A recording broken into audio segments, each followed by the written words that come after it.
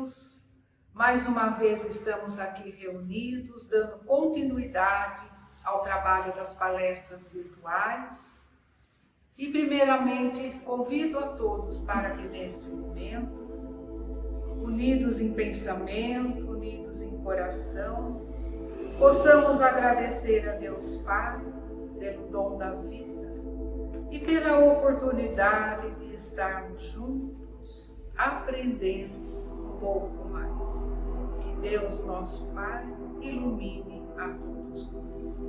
Graças a Deus. Neste momento, o tema que vai ser abordado vai nos falar sobre os convites da vida.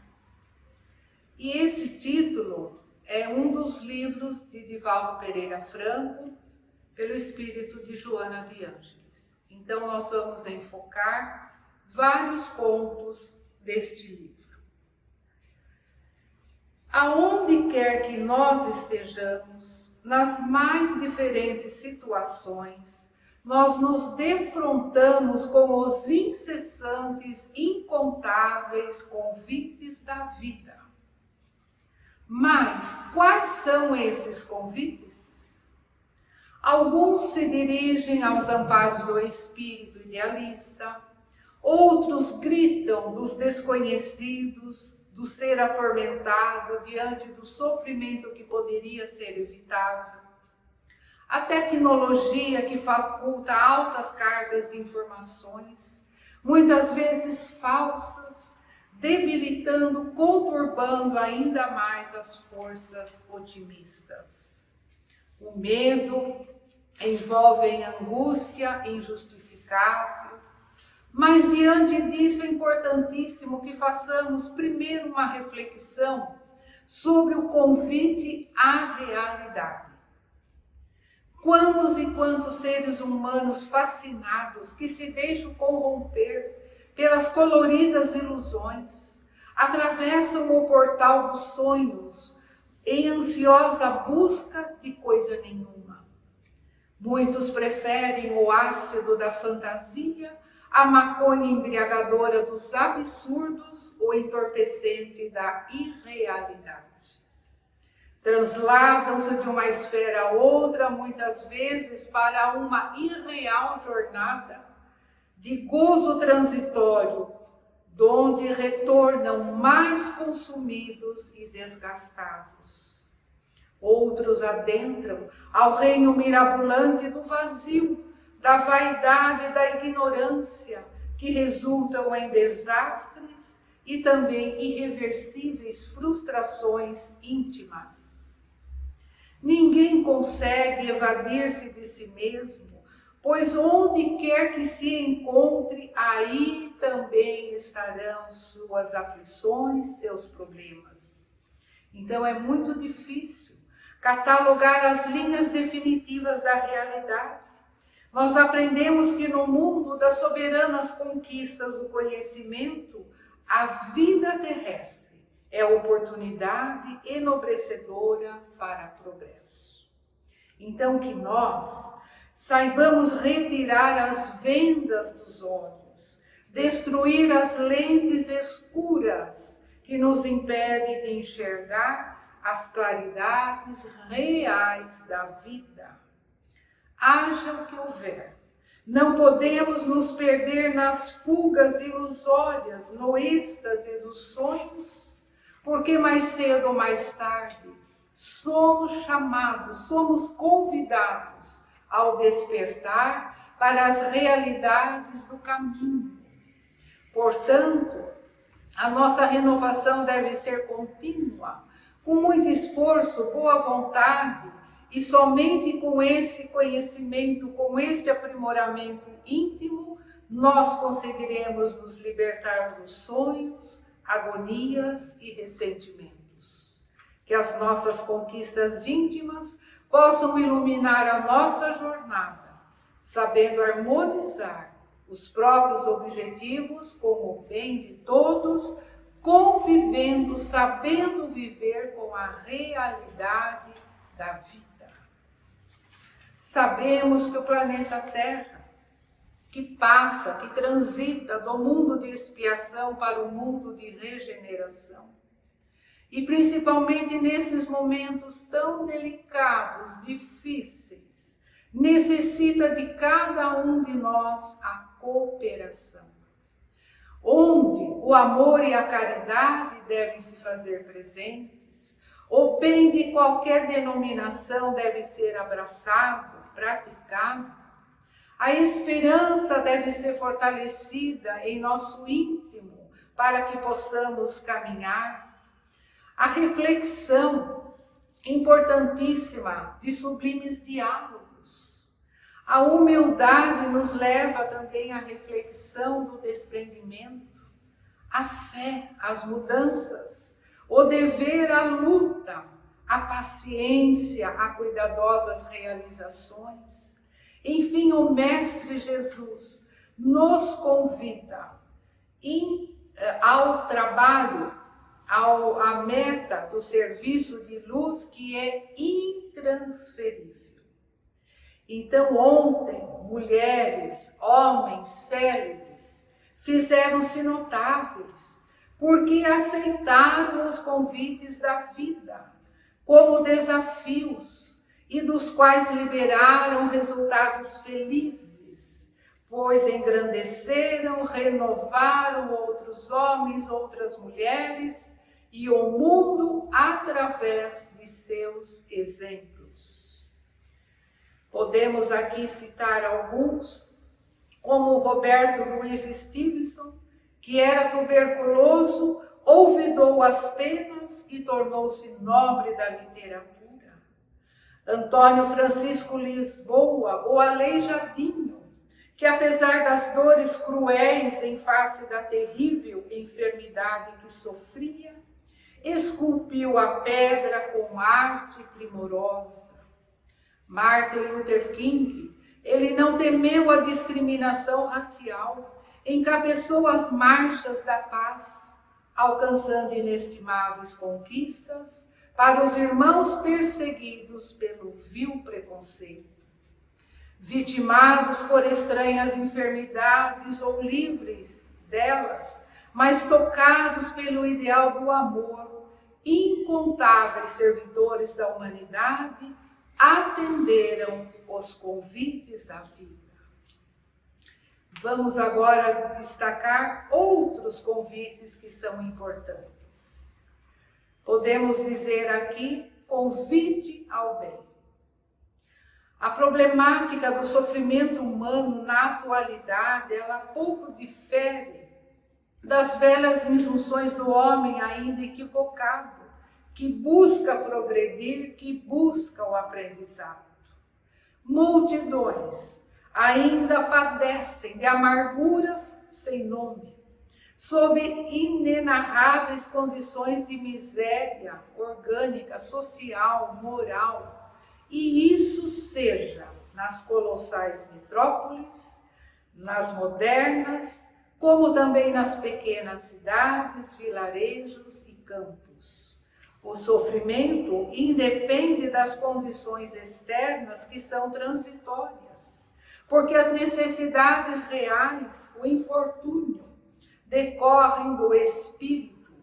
Por essa razão, o convite ao bem nos impele à iluminação da consciência, de modo a combater as questões que promovem a miséria, os desajustes de toda a ordem. Joana de Ângeles aqui fala: espalha a misericórdia pela estrada que percorres, estendendo socorro, consolação, para que as sementes do amor fraterno, do bem, que consigas plantar numa vida, se transformem em glebas felizes para o futuro. Outro convite que a vida nos faz é o convite à compaixão. São poucos que dão a devida importância, que a cultivam, porque alegam que quem tem piedade sofre sem necessidade, não tem qualquer compensação.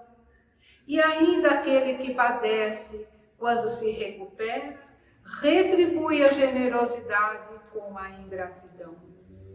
Mas se assim você pensar, entenda que você fez a sua parte e é o outro que é ingrato. Não se detenha nas queixas, faça algo de bom, participe da renovação social, espiritual da terra.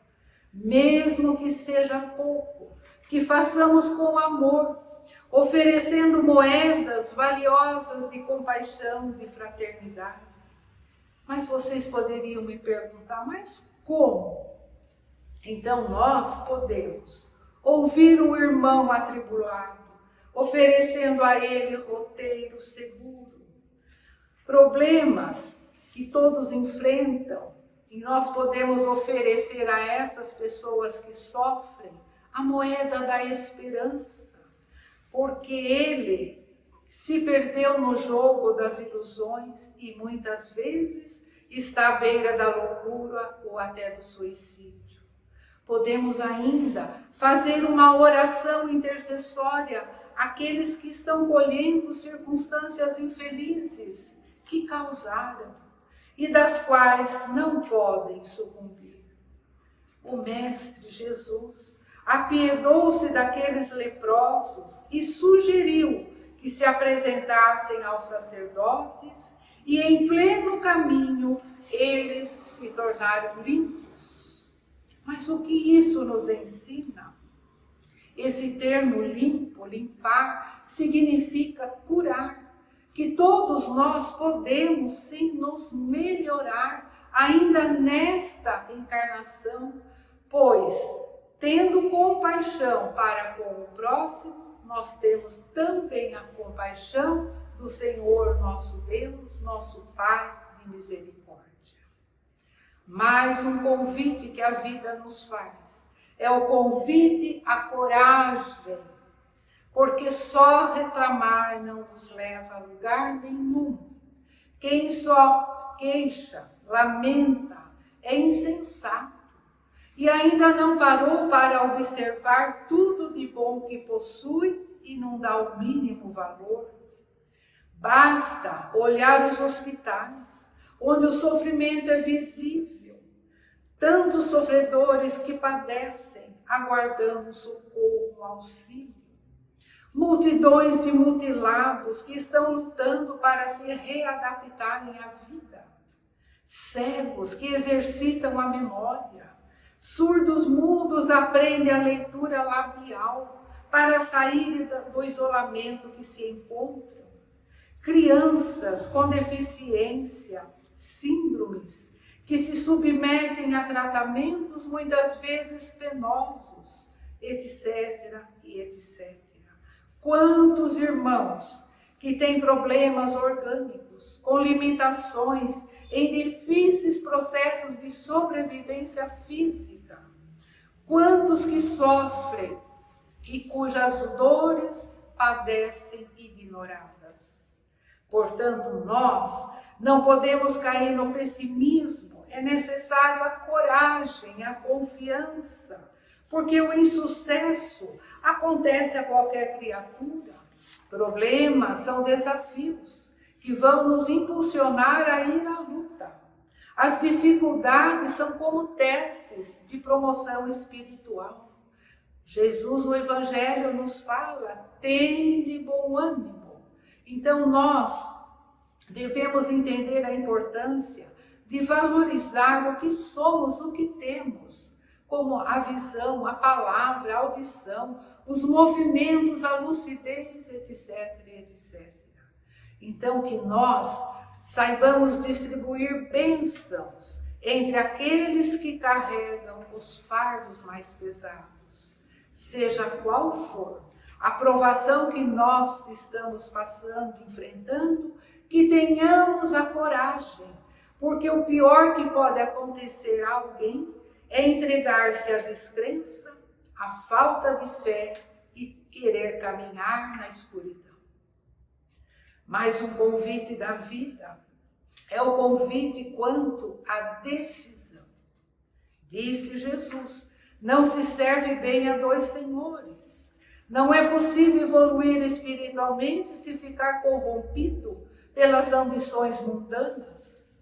Aprender o bem e cultivar a ilusão sem nada fazer. Ter saúde se o organismo está debilitado. Praticar caridade e ao mesmo tempo extorquir o seu próximo. É hora de decisão, é hora de escolha. Não permitir enganos, falsas ideias, posições, atitudes duvidosas e permanecer indeciso.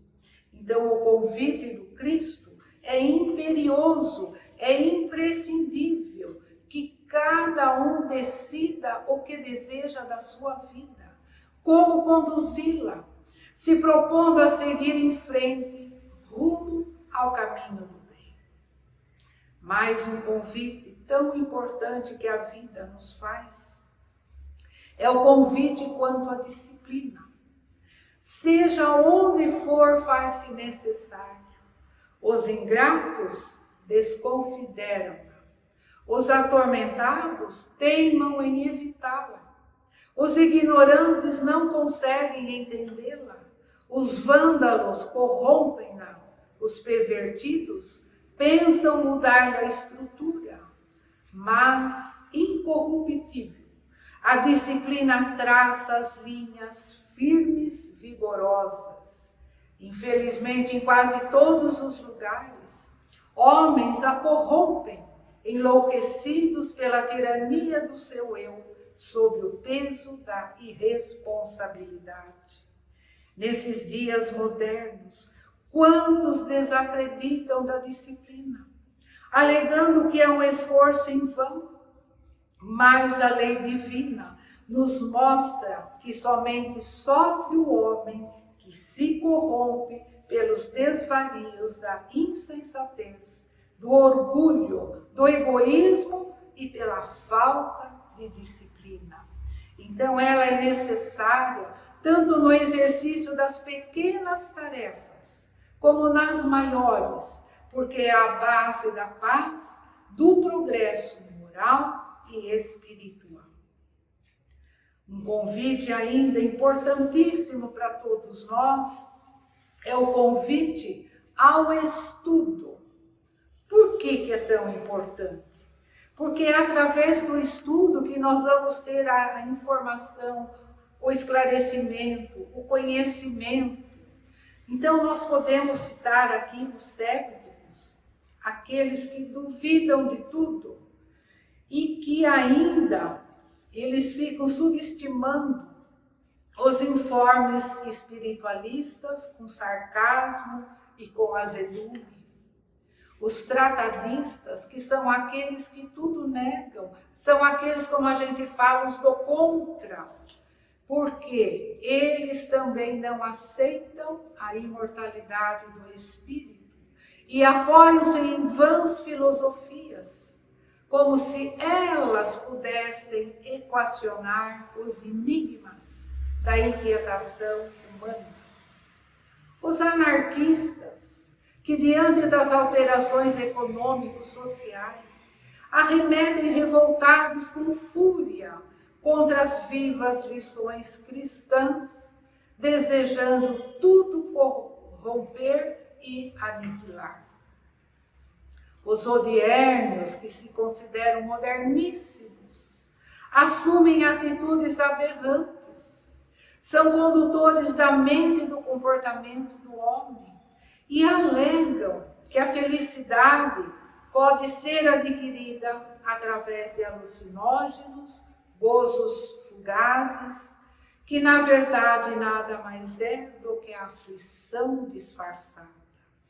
Mais do que nunca, se firma a necessidade do estudo, a consciência, principalmente do estudo espírita, como um veículo de libertação de consciência, como uma rota iluminativa na viagem da evolução. Infelizmente, muitos adeptos do espiritismo, sem a necessária maturidade, desertam das fileiras da fé, afirmando que novos conhecimentos os afastaram, alegando que já estão ultrapassadas. Mas a doutrina espírita, tão esclarecedora, portadora de informações, oferece a segurança, a harmonia íntima, porque nos leva a estudar, nos leva a refletir, e ela aí será mais facilmente vivida, compreendida. Então, quantos comentários absurdos que ainda ouvimos daqueles que não entenderam a grandiosidade da terceira revelação. Aí eu faria uma pergunta: como atender os convites da vida? Aí podemos encontrar no livro Jesus no Lar, pelo espírito de Neio Lúcio e a psicografia de Chico Xavier. Então esse trecho conta assim para nós: os apóstolos, estando reunidos com Jesus, dialogavam quais são as reais necessidades da vida. Felipe salientava o impositivo da meditação. Tiago, o mais velho, opinava pelo retiro espiritual, alegando que os discípulos do movimento renovados deviam isolar-se numa zona inacessível ao pecado. João optava pela adoração constante, chegando até ao extremo de sugerir o abandono das atividades profissionais. Bartolomeu destacou a necessidade do jejum incessante, com a abstenção de todo contato com as pessoas impuras. Jesus, sereno, perguntou nominalmente: Pedro, qual é a água que desprende miasmas pestilenciais? Sem dúvida, respondeu o apóstolo intrigado, é a água estagnada sem proveito nenhum. Tiago, qual é o peixe que flutua inerte na onda? É o peixe morto, Senhor, respondeu o discípulo desapontado. Bartolomeu, qual é a terra que se enche de matagais daninhos à plantação? Ele pensou e esclareceu: indiscutivelmente é a terra despreparada, porque o solo empedrado, áspero, é quase sempre estéril.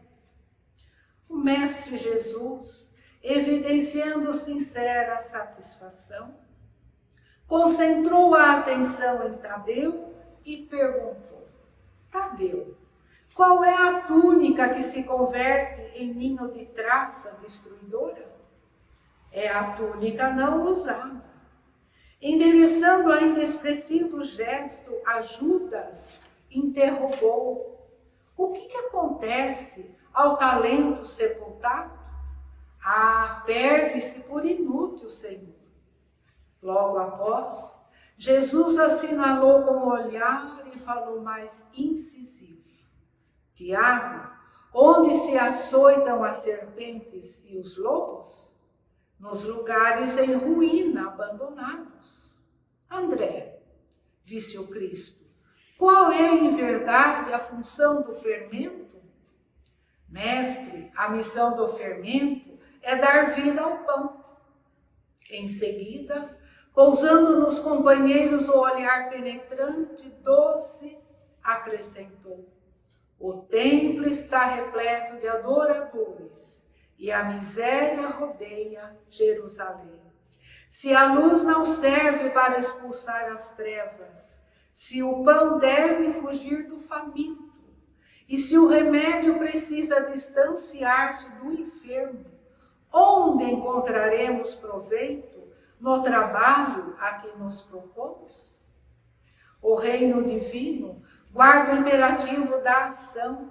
Sigamos para diante, propaguemos a verdade salvadora através de pensamentos, das palavras, obras e de nossas próprias vidas. Deus Pai, em sua sabedoria, criou a semente para produzir com o infinito. Desce do alto a claridade do sol, a cada dia para extinguir as sombras da terra. A boa nova, o evangelho que nós entendemos, nos ensina a amar servindo, é venerar o Pai acima de tudo. Servir amando é amparar o próximo como a nós mesmos, e guiar-se por estas normas em nossa caminhada é praticar toda a lei. Então Jesus ali encerra o diálogo. Nesse texto fica claro os inúmeros convites da vida. Quantas vezes nós somos chamados, somos convidados, temos o conhecimento e muitas vezes a gente não aceita.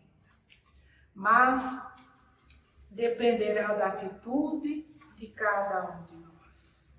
E para encerrar, do livro Vidas Vazias, de Divaldo, pelo espírito de Joana de Ângeles, aqui tem os conselhos que nos fala, e já é como uma prece de encerramento.